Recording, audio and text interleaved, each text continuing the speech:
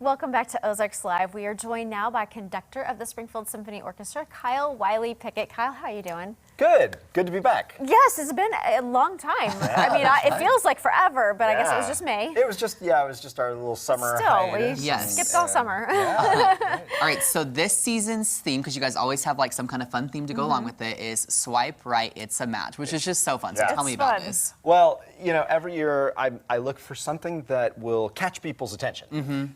And then the music is all related in some way to that theme. And I knew that this year I wanted to do music about love. And so my wife and I were brainstorming. She said, how about like the dating apps? How about Swipe Right? And I was like, we've been married 25 years. I don't know what you're talking about. But it's so, you know, certainly some of our audience who are not on dating apps are like, what is this whole thing? Yeah. But the whole idea is that it catches people's ear. So they hear Swipe Right, and what? Or symphony? What? You know, Yeah. but it's all music about love. Yeah. Is that how you brainstorm like every season to come up with a new theme? Is you just like... You know, usually I start with a couple pieces that I know we're going to do that I'm excited about. And then I think, okay, what connects these pieces? And this year, it happened to be pieces, and I thought, oh, it's clear. These are love stories, so this is music about love. And then I start filling in the rest of the pieces that relate to that theme. Yeah. But I start with music and then end up with the theme. Okay, that's interesting. So this upcoming weekend's performance is titled Love and Loss, which is kind of about grief and losing a loved one or what have you. So tell us about that. Yeah, so, you know, we're exploring different aspects of love. It's, you know, some of the concerts are about romantic love, some are about family love. This one, Love and Loss, sounds like it'll be depressing. It's not, really. Yeah. We're playing a piece by Jennifer Higdon, who's modern American composer. It's a fairly recent piece. That piece is called Blue Cathedral, and it's about her brother who passed. And so, in this case, this is the love between a brother and sister, and it's really an optimistic piece, even though it's about, you know, her brother having died. The other big piece on the program is Brahms' Fourth Symphony, which is definitely highly romantic, highly beautiful, a real love story between Brahms and another composer, Clara Schumann.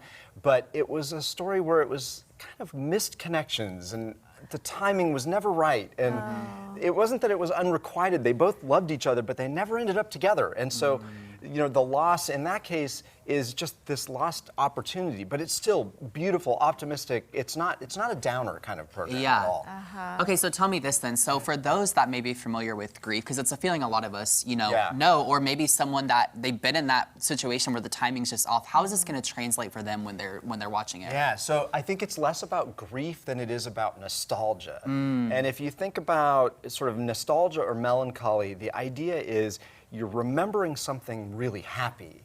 It's just that it's in the past. So that's why the music can stay upbeat, beautiful, and gorgeous. It's not about it's not, you know, we have pieces in the classical world, the pathetic symphony, things that are just the tragic symphony, you know, but these are not those. So this is more about, you know, hearing something and reminding yourself of a beautiful moment that you had when you were young, even though maybe you're not young anymore. Yeah, so, right. You know, that kind of thing. Well, listening to you talk about these, I mean, you have such passion about the story of the pieces, not just the music side of that. Is that, I mean, as a conductor, the stories are critical because, you know, with classical music, which, you know, art music, whatever you want to call it, the orchestra, what we play, you know, Blue Cathedral is recent, but a lot of what we play is 100 years old, 200 years old.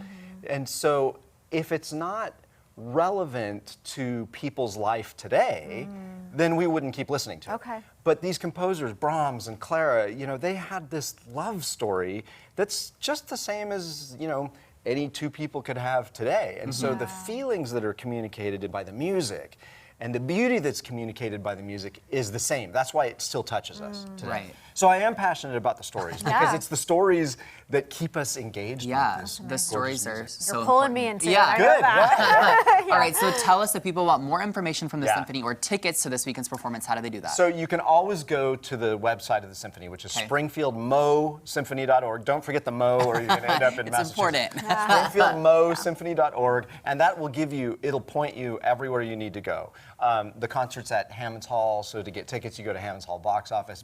But the website tells you 7:30 Saturday night.